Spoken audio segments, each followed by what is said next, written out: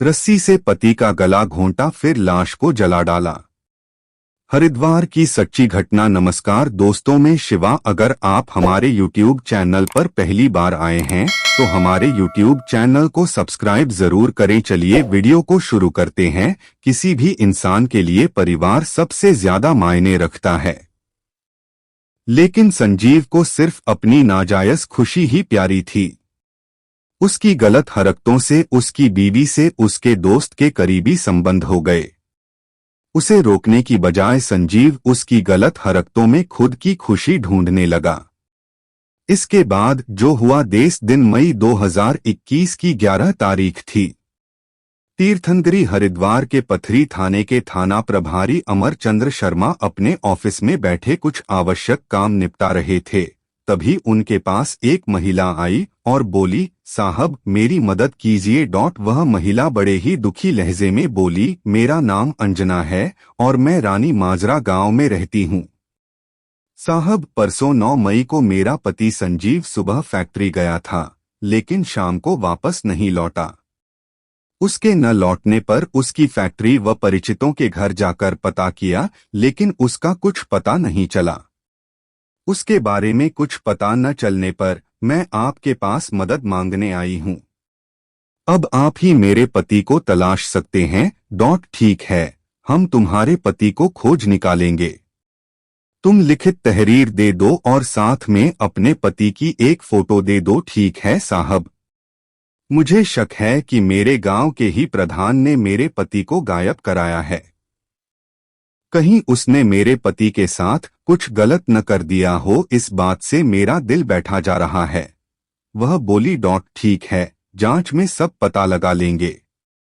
अगर प्रधान का इस सब में हाथ हुआ तो उसे सजा जरूर दिलाएंगे। इंस्पेक्टर शर्मा ने उसे आश्वस्त करते हुए कहा। ठीक है साहब, कहकर वह महिला अंजना वहां से चली गई। कुछ ही देर में वह वापस लौटी और एक तहरीर और फोटो थाना प्रभारी शर्मा को दे गई तो उन्होंने संजीव की गुमशुदगी की सूचना दर्ज करा दी। थाना प्रभारी शर्मा अभी कुछ प्रयास करते, उससे पहले ही अगले दिन फिर अंजना उनसे मिलने आ गई। उसने गांव के प्रधान द्वारा अपने पति को मार देने का आरोप लगाते हुए लाश जंगल में पड़ी होने की आशंका जाहिर की। उसने यह बात उसकी इस हरकत से इंस्पेक्टर शर्मा को उस पर शक हो गया। ऐसी हरकत तो इंसान तभी करता है जब वह खुद उस मामले में संलिप्त हो और दूसरे को फंसाने की कोशिश करता है। अंजना भी जिस तरह से गांव के प्रधान को बार बार इंगित कर रही थी, उससे यही लग रहा था कि अंजना का अपने पति संजीव को गायब कराने में हाथ है और इसमें वह गांव के प्रधान को फंसाना चाहती है। संजीव ने गांव के कई विकास कार्यों के बारे में सूचना के अधिकार के तहत जानकारी मांग रखी थी। इससे प्रधान और संजीव के बीच विवाद चल रहा था। इसी का फायदा शायद अंजना उठाना चाहती थी। अंजना पर शक हुआ तो इंस्पेक्टर शर्मा ने अंजना के मोबाइल नंबर की कॉल डिटेल्स निकलवाई। उसमें एक नंबर पर अंजना की काफी बातें होने की बात पता चली। 9 मई को भी कई बार बातें हुई थीं। दोनों की लोकेशन भी कुछ देर के लिए साथ में मिली। अंजना पर जब शक पुख्ता हो गया तो 16 मई 2021 को थाना प्रभारी शर्मा ने अंजना को पूछताछ के लिए थाने बुलाया।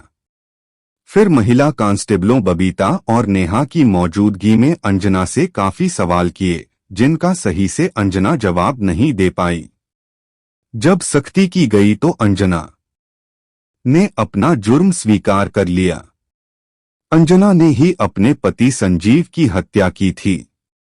हत्या में उसका साथ उसके प्रेमी शिवकुमार उर्फ शिब्बू ने दिया था, जो कि धनपुरा गांव में रहता था। उसी ने हत्या के बाद संजीव की लाश पेट्रोल डालकर जलाई थी। पुलिस ने शिवकुमार को उसके घर से गिरफ्तार कर लिया। दोनों की निशानदेही पर पीपली गांव के जंगल के काफी अंदर जाकर संजीव की अधजली लाश पुलिस ने बरामद कर ली। मौके से ही हत्या में प्रयुक्त रस्सी और प्लास्टिक बोरी भी बरामद हो गई। लाश को पोस्टमार्टम के लिए मोर्चरी भेज दिया गया। दोनों हत्याभियुक्तों से पूछताछ के बाद जो कहानी निकलकर सामने आई वह काफी हैरतअंगेज थी। उत्तराखंड के शहर हरिद्वार के पथरी थाना क्षेत्र के गांव रानी माजरा में रहता था संजीव। संजीव पदार्था स्थित पतंजलि फूड पार्क कंपनी की फैक्ट्री में काम करता था। परिवार के नाम पर उसकी पत्नी और 12 साल का बेटा सनी था। जब परिवार का मुखिया सही न चले तो परिवार का बिगड़ना तय होता है। संजीव में कई गलत आदतें थीं, जिससे अंजना काफी परेशान रहती थी। संजीव को अप्राकृतिक यौन संबंध बनवाने का शौक था, जिसके चलते वह शारीरिक और मानसिक रूप से बीमार भी रहता था। कभी कभी उसकी मानसिक स्थिति काफी बदतर हो जाती थी। घर के सामने से कोई कुत्ता गुजर जाता तो वह कुत्ते को जमकर मारता पीटता था। कई बार उसने पुलिस कंट्रोल रूम में फोन करके पुलिसकर्मियों को गालियां दी। पुलिसकर्मियों ने शिकायत की तो उसकी हालत देखकर थाना स्तर से कोई कार्रवाई नहीं की जाती। उसके दिमाग में कब क्या फितूर बस जाए कोई नहीं जान सकता था। धनपुरा गांव में रहता था 45 वर्षीय शिवकुमार उर्फ शिब्बू। शिवकुमार के परिवार में पत्नी और एक बेटी और एक बेटा था। शिवकुमार दूध बेचने का काम करता था। संजीव के घर पिछले 10 सालों से शिवकुमार दूध देने आता था। संजीव से उसकी दोस्ती थी। संजीव ने शिवकुमार को अपनी पत्नी अंजना से मिलाया। दोनों में दोस्ती कराई। दोस्ती होने पर शिवकुमार दूध देने घर के अंदर तक आने लगा। अंजना से वह घंटों बैठकर बातें करने लगा। कुछ ही दिनों में वे दोनों काफी घुल मिल गए। उनके बीच हंसी मजाक भी होने लगा। एक दिन दूध देने के बाद शिवकुमार अंजना के पास बैठ गया। उसे देखते हुए बोला, भाभी, लगता है अपना ख्याल नहीं रखती हो। अंजना को उसकी बात सुनकर हैरत हुई। बोली, अरे भली चंगी तो हूँ और कैसे ख्याल रखूं। सेहत पर तो आप ध्यान दे रही हो, जिससे स्वस्थ हो, लेकिन अपने हुस्न को निखारने संवारने में बिल्कुल भी ध्यान नहीं दे रही हो। तो यह बात है। मैं भी सोचूं कि मैं तो अच्छी खासी हूं। फिर दुखी स्वर में बोली, अपने हुस्न को संवार कर करूं भी तो क्या। जिसके साथ बंधन में बंधी हूं वह तो ध्यान ही नहीं देता। उसका शौक भी दूसरी लाइन का है। मुझे खुश करने के बजाय खुद को खुश करने के लिए लोगों को ढूंढता फिरता है। क्या मतलब। शिवकुमार कुछ समझ तो गया था, लेकिन अंजना से खुलकर पूछने के लिए उससे सवाल किया। यही कि वह आदमी है और आदमी से ही प्यार करता है, उसे औरत में कोई लगाव नहीं है। जैसे तैसे उसने कुछ दिन मुझे बेमन से खुशी दी, जिसकी वजह से एक बेटा हो गया। उसके बाद उसने मेरी तरफ देखना ही बंद कर दिया। उसके शौक ही निराले हैं। इस पर शिवकुमार उससे सहानुभूति दर्शाते हुए बोला, यह तो आपके साथ अत्याचार हो रहा है। शारीरिक और मानसिक दोनों तरह से आप कैसे सह लेती हो। इतना सब क्या करूं, जब नसीब में ही सब लिखा है तो भुगतना तो पड़ेगा ही। दुख भरे लहजे में अंजना ने कहा, जैसे वह आपका ख्याल नहीं रखता, वैसे आप भी उसका ख्याल मत रखो। आपका भी अपना वजूद है, आपको भी अपनी खुशी का ख्याल रखने का हक है। खुद को खुश रखने की कोशिश भी करूं तो कैसे। संजीव मेरी खुशियों में आग लगाने में पीछे नहीं हटता। अब उससे बंध गई हूं तो उसके साथ ही निभाना पड़ेगा। आप अपनी खुशी के लिए कोई भी कदम उठा सकती हैं। इसके लिए आप पर कोई बंधन नहीं है। जरूरत है तो आपके एक कदम बढ़ाने की। कदम तो तभी बढ़ेंगे जब कोई मंजिल दिखे।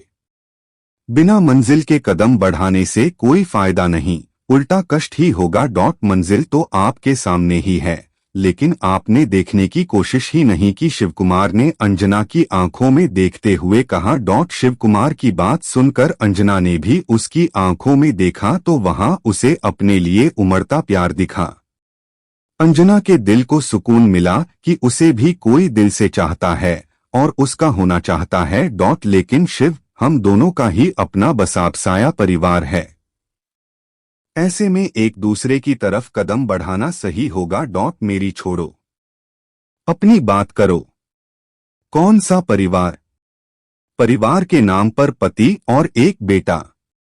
पति ऐसा कि जो अपने लिए ही मस्ती खोजता रहता है, जिसे अपनी पत्नी की जरूरतों का कोई ख्याल नहीं और न ही उसकी भावनाओं की कदर करता है। ऐसे इंसान से दूर हो जाना बेहतर है। कह तो तुम ठीक रहे हो शिव। जब उसे मेरा ख्याल नहीं तो मैं क्यों उसकी चिंता करूं। हाँ भाभी, मैं आपको वह सब खुशियां दूंगा जिसकी आप हकदार हैं। बस आप एक बार हाँ तो कहो। अंजना ने उसकी बात सुनकर मूक सहमति दी तो शिवकुमार ने उसे बाहों में भर कर सीने से लगा लिया। उसके बाद शिवकुमार ने अंजना को वह खुशी दी जो अंजना पति से पाने को तरसती थी। उस दिन शिवकुमार ने अंजना की सूखी जमीन को फिर से हरा भरा कर दिया। फिर तो उनके बीच नाजायज संबंध का यह रिश्ता लगभग हर रोज निभाया जाने लगा। अंजना का चेहरा अब खिला खिला सा रहने लगा। वह अब अपने को सजाने संवारने लगी थी। शिवकुमार के बताए जाने पर वह शिवकुमार के दिए जाने वाले कच्चे दूध से चेहरे की सफाई करती। दूध उबालने के बाद पड़ने वाली मोटी मलाई को अपने चेहरे पर लगाती, जिससे उसके चेहरे की चमक बनी रहे। समय का पहिया निरंतर आगे बढ़ता गया। संजीव से उन दोनों के संबंध छिपे नहीं रहे। उसे पता चला तो उसे बिल्कुल भी गुस्सा नहीं आया। अमूमन कोई भी पति अपनी पत्नी के अवैध रिश्ते के बारे में जानता तो गुस्सा करता, पत्नी के साथ मारपीट लड़ाई झगड़ा करता, लेकिन संजीव के मामले में ऐसा कुछ नहीं था। उसके दिमाग में तो और ही कुछ चल रहा था। जो उसके दिमाग में चल रहा था उसे वह सोचकर मंद मंद मुस्कुरा रहा था। अब संजीव दोनों पर नजर रखने लगा। एक दिन उसने दोनों को शारीरिक रिश्ता बनाते रंगे हाथ पकड़ लिया। उसे आया देखकर शिवकुमार और अंजना सहम गए। संजीव ने दोनों को एक बार खा जाने वाली नजरों से देखा, फिर उनके सामने कुर्सी डालकर आराम से बैठ गया और बोला, तुम दोनों अपना कार्यक्रम जारी रखो। उसके बोल सुनकर शिवकुमार और अंजना हैरत से एक दूसरे को देखने लगे। उनके आश्चर्य की सीमा नहीं थी। संजीव ने जो कहा था उनकी उम्मीद के बिल्कुल विपरीत था। संजीव के दिमाग में क्या चल रहा है, दोनों यह जानने के लिए उत्सुक थे। उन दोनों को हैरत में पड़ा देखकर संजीव मुस्कुराकर बोला, चिंता न करो, मुझे तुम दोनों के संबंधों से कोई एतराज नहीं है। मैं तो खुद तुम दोनों को संबंध बनाते देखने को आतुर हूँ। संजीव के बोल सुनकर अंजना के अंदर की औरत जागी। कैसे मर्द हो जो अपनी ही बीवी को पराए मर्द के साथ बिस्तर पर देखना चाहते हो। तुम इतने गिरे हुए इंसान हो, मैं तो सपने में भी नहीं सोच सकती थी। तुम्हारे प्रवचन खत्म हो गए हों तो आगे का कार्यक्रम शुरू करो। बड़ी ही बेशर्मी से संजीव बोला, क्यों कोई जबरदस्ती है, हम दोनों ऐसा कुछ नहीं करेंगे।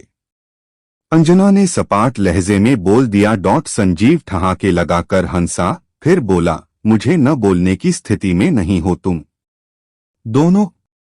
मैंने बाहर वालों को तुम दोनों के नाजायज संबंधों के बारे में बता दिया तो समाज में मुंह दिखाने लायक नहीं रहोगे। बदनामी का भय इंसान को अंदर तक हिलाकर रख देता है। अंजना और शिवकुमार भी बदनाम नहीं होना चाहते थे। वैसे भी जिससे उनको डरना चाहिए था वह खुद उनको संबंध बनाने की छूट दे रहा था। ऐसे में दोनों ने संबंध बनाए रखने के लिए संजीव की बात मान ली। अंजना और शिवकुमार शारीरिक संबंध बनाने लगे।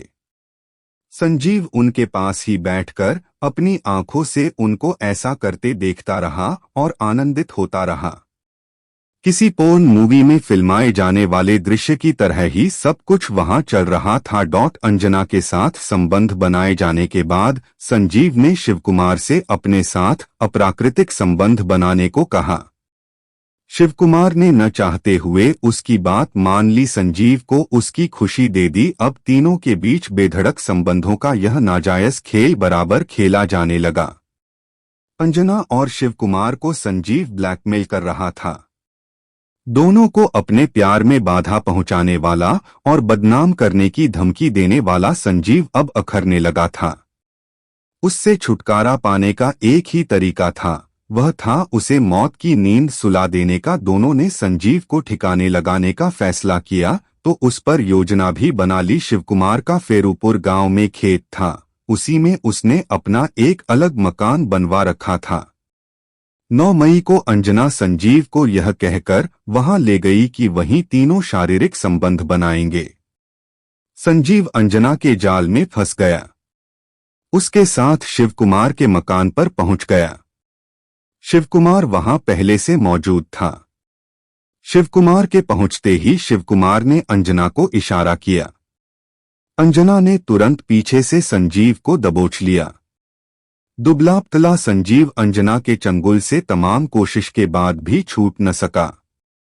शिवकुमार ने संजीव के गले में रस्सी का फंदा डालकर कस दिया, जिससे दम घुटने से संजीव की मौत हो गई। शिवकुमार ने उसकी लाश को प्लास्टिक बोरी में डालकर बोरी को बंद कर दी और बाइक पर बोरी रखकर वह पीपली गांव के जंगल में ले गया और जंगल में काफी अंदर जाकर संजीव की लाश फेंक दी। लाश ठिकाने लगाकर वह वापस आ गया।